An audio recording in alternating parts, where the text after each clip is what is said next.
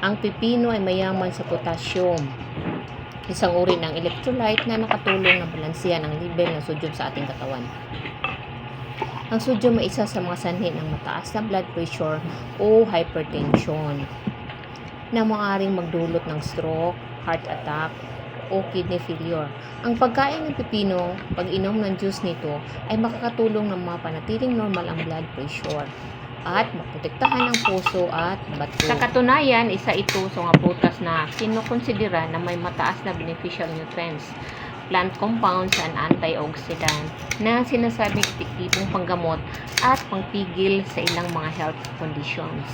Bukod doon, ang pipino ay low in calories at mayaman sa soluble fiber at tubig. Dahil dito, ang prutas na ito ay kilala bilang epektibong pagkain para mapanatili ang tamang nutrition sa katawan at makakatulong sa lisyo.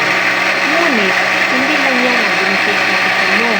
Marami pa itong mga nagagawa na nakakatulong sa kalusugan at pangkalahatang kondisyon ng ating katawan.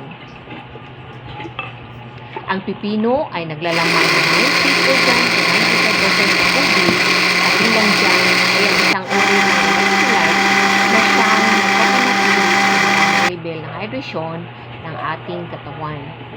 Kadalasang nakaranas ng dehydration dahil sa kakulangan ng tubig tuwing mainit ang panahon o pagkatapos ng mag-ehersisyo. Sa mga taong hindi madalas uminom ng tubig, uminom kayo ng pipino, guys. Ito na nga, guys. Oh. I-blend lang natin. Oh. Juicy talaga yung pipino.